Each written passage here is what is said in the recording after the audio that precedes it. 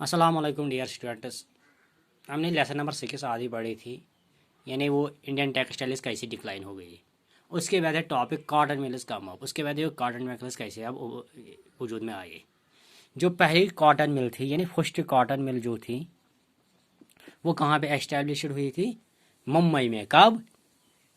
1854 में। लेकिन as a spinning mill, यानी जैसे वो चरखा होते हैं, स्पिनिंग मिल इसको नाम दिया गया था, स्पिनिंग मिल। यानी first cotton mill India set up as spinning mill in 1854। कहाँ पे हुई थी ये? मुंबई में। उसके बाद क्या हुआ? फ्रॉम अर्ली 19th सेंचुरी जो बम्बई क्या बन गया था? Important port of export. ये बन गया अब important port for export of raw cotton. कहाँ से? फ्रॉम इंडिया टू कहाँ कहाँ? England and China. England and China. यानी 19th सेंचुरी में जो ये बम्बई था, अब क्या बन गया? ये इम्पोर्टेंट पोर्ट बन गया। किसके लिए? Export of raw cotton from India to England and China. उसके बाद क्या हुआ? बाय लगभग 1990 में हिंदुस्तान में लगभग कितने, या इसी बम्बई में कितने ये मिल्स काम करने लगे? अब ओवर 84 मिल्स, यानी 84 मिल्स लगभग काम करने लगे। अब किसमें ऑपरेट हुए हैं? 1990 में। लेकिन ज़्यादातर इनको एस्टैब्लिश किसने किया? वो थे पारसी एंड गुजराती बिजनेसमैन।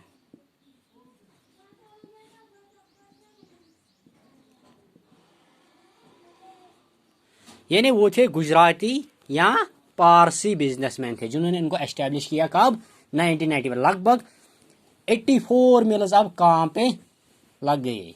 यानी अब एस्टैब्लिश कितने मिल्स हो गए? लगभग 84। कब? 99 में। ज़्यादातर इनमें से किन्होंने चलाए?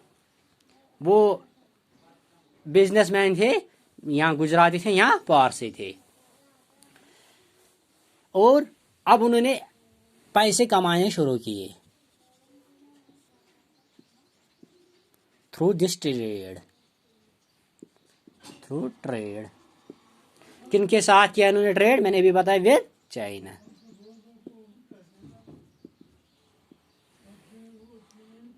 यानी चाइना के साथ उन्होंने क्या किया? अब ये तिजारत, उन्होंने अच्छा खासा पैसा कमाने वो लग गए।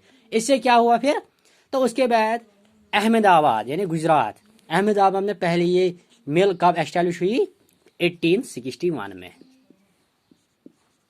अहमदाबाद, क्योंकि इसका अब बोलबाला हो गया इस कॉटन का, तो अब अहमदाबाद में और एक मिल एस्टैब्लिश हो गई 1861 में। उसके बाद एक साल बाद अब कहाँ पे और एक मिल स्टार्ट हो गई? कानपुर में। यानी कानपुर में इसके बाद एक साल के बाद और एक ये एस्टैब्लिश हो गई। अब तो इतने सारे मिल्स हो गए, तो इससे क्या असर पड़ता था? अब क्या ज़रूरत था? तो जब इतने एस्टैब्लिश हुए, इतने सारे ये मिल्स एस्टैब्लिश हुए, that means there is a demand of labour. अब इनको ज़रूरत पड़ी किनकी? मजदूरों की, जो इन मिलों में काम करेंगे। यानी there is a demand of labour. तो उससे क्या होता था? जब सिटीज़ में ये एस्टैब्लिश हो गए, तो लोगों ने क्या किया? माइग्रेशन स्टार्ट की थी। यानी वो पुअर पीजेंट्स जो थे, या अब लोग आने लगे, लगभग ये पुअर पीजेंट्स, उन्होंने काम करना शुरू किया मिल्स में। या कुछ आर्टिसंस भी थे, क्योंकि उनका वो आर्ट सब कुछ वो खत्म हो गया था उससे पहले। आर्टिसंस भी थे, या पुअर एग्रीकल्चर लेबर्स। ये तीन तबके अब कहाँ आए? सिटीज में आए। किसके लिए? यही काम, इन्हीं की मिल्स में काम करने के लिए। तो लगभग ये कुछ सालों तक ठीक चला, यानी सम डिकेड्स तक ये अच्छी तरह से काम चला वहाँ पे। उसके बाद क्या हो गया? उसके बाद अब कंपनी को, इन कॉटन मिल्स को, यानी क्या हुआ है, cotton mills have to face many problems. अब इनके सामने बहुत से मुश्किलात आए। क्या था इनमें से बड़ा, क्या था प्रॉब्लम, क्या था ज़्यादा क्या प्रॉब्लम थी। अब क्या करना था इनको, जो ब्रिटिश से वो आता था यही कॉटन, वो उसमें क्या बोलते थे, वो चीप, सस्ता था वो ज़्यादा। इनको उनके साथ क्या करना था, अब compete करना था। ये इनके लिए बड़ी सी प्रॉब्लम हो गई। यानी ये आता था ब्रिटेन से, ये इससे सस्ता था क्योंकि उसकी क्वालिटी उतनी ज़्यादा नहीं थी, लेकिन इनको क्या करना, अब उनके साथ compete करना पड़ा। उससे क्या हुआ, लेकिन वहाँ पे क्या थे, बाकी कंट्रीज में क्या था, मोस्ट कंट्रीज में लगभग वो गवर्नमेंट जो थी उनको सपोर्ट करती थी। गवर्नमेंट सपोर्टेड दीज इंडस्ट्रीज, यानी वो इंडस्ट्रीज को सपोर्ट करती थी। लेकिन हिंदुस्तान में क्या था, here was a colonial government. Hindustan में तो कॉलोनियल गवर्नमेंट थी, वो कहाँ इनको सपोर्ट करते, उन्होंने इनको सपोर्ट नहीं किया। वहाँ पे बाकी कंट्रीज में उनको सपोर्ट करते, वो हैवी वो टैक्स लगाते थे, उनके ड्यूटी पे लगाती थी, हैवी इम्पोज करता था हैवी टैक्स उन पे, ताकि वो बच जाए उनके इम्पोर्ट पे। लेकिन यहाँ पे क्या हुआ, इन्होंने क्या किया, इन्होंने इनको सपोर्ट ही नहीं किया कॉलोनियल गवर्नमेंट ने। तो आखिरकार क्या हुआ, तो ये क्या हो गए, जब उन्होंने टोटली रिफ्यूज किया, यानी इनकार किया कॉलोनियल गवर्नमेंट ने इनको सपोर्ट करने के लिए, तो ये क्या हुआ, ये तो टोटली कोलैप्स हो गए। उसके बाद ये तो क्या हो गया, ये लगभग खत्म ही हो गया। लेकिन उसके बाद अब क्या हो गया, अब इनको थोड़ा सा अब एक्सपोर्ट और हुआ। जब फर्स्ट वर्ल्ड वार हुआ तो उसमें उन्होंने इंडियन टेक्सटाइल्स को भी थोड़ा सा, जब फर्स्ट वर्ल्ड वार हुआ, यानी फर्स्ट वर्ल्ड वार में क्या था, इनको ज़रूरत थी क्लॉथ्स फॉर मिलिट्री, यानी उनके यूनिफॉर्म या बाकी उसमें। तो फिर उन्होंने कुछ डिमांड्स इनके पास रखी, जो इंडिया में वो कॉटन मैक्स थी, तो उससे थोड़ा सा उनको क्या हुआ, थोड़ा सा फायदा हुआ, उन्होंने उनके लिए वो कपड़े वपड़े बनाए।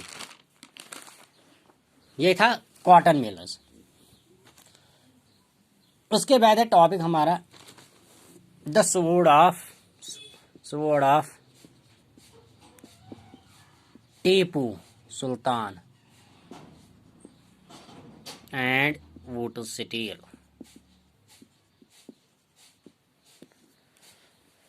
आपने पहले भी पढ़ा टीपू सुल्तान के मुतालिक, यानी उसने क्या किया, उसने 1799 तक रूल किया, किस पे, रूलर मैसूर और मैसूर।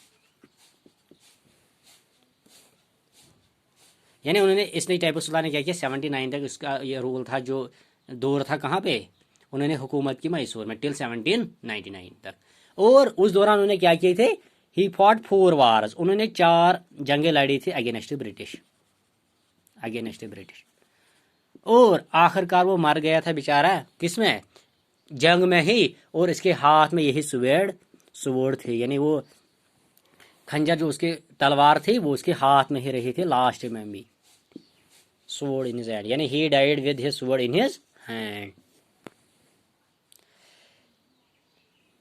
और आज भी देखो ये स्वॉर्ड ऐसी मशहूर थी, ये भी आज कहाँ पे, आप भी ये महफूज है म्यूजियम में, इंग्लैंड में, म्यूजियम इन इंग्लैंड, यानी इंग्लैंड में ये महफूज है इसकी ये तलवार sword. It was the made of A steel, that is the wood steel. लेकिन ये इसकी स्वॉर्ड, इसकी तलवार की क्यों इतना जिक्र है, क्यों ये स्पेशल थी, क्यों, एक तो ये क्या थी, हार्ड एंड शार्प। एक तो ये हार्ड थी और इसके एजेस जो थे वो बहुत ज्यादा शार्प थे। ये तो इजीली पास कर सकती थी through the arms opponents armour, यानी किसी के भी आर पार ही हो सकती थी इजीली, यानी जो भी इसके मुखालिफ होता था, जो भी इससे लड़ता था, उसको आर पार ये इजीली पास हो जाती थी इस ये। और ये स्वॉर्ड क्या थी, it was made of high carbon steel, इसीलिए इसकी खासियत थी ना, आज भी हम इसकी पढ़ते थे उस स्वॉर्ड के मुतालिक, हाई कार्बन स्टील, उसको बोलते थे वुड्स। यानी इसकी जो ये स्वॉर्ड थी ये क्या थी, it was made up of high carbon steel, उसको हम क्या बोलते थे, उसका नाम क्या था, उसी हर कार्बन स्टील को वहां पे क्या बोलते थे, वुड्स। ये कहां पे, it was produced all over south India, यानी पूरे साउथ इंडिया में इसको, इसकी तैयारी की जाती थी, यानी इसको बनाया जाता था, इसको प्रोड्यूस किया जाता था। उसके बाद फ्रैंकिस कार्टे, देखो इस वर्ड की क्या थी, कुछ लोगों ने इस पे स्टडी भी की। बुचाना 1800, ये क्या हुआ, जब टीपू सुल्तान डेथ हो गया उसके बाद 1-2 साल बाद उसने क्या किया, वो उसने इसके मुतालिक थोड़ी सी जानकारी हासिल की, उसने इसकी इंफॉर्मेशन हासिल की इस वुडस स्टील के मुतालिक। उसने बताया ये कैसे बनाया जाता था, iron was mixed with charcoal, यानी आयरन को मिक्स किया जाता था किससे, चारकोल। तो फिर कहां पे रखा जाता था, and put inside small clay pots,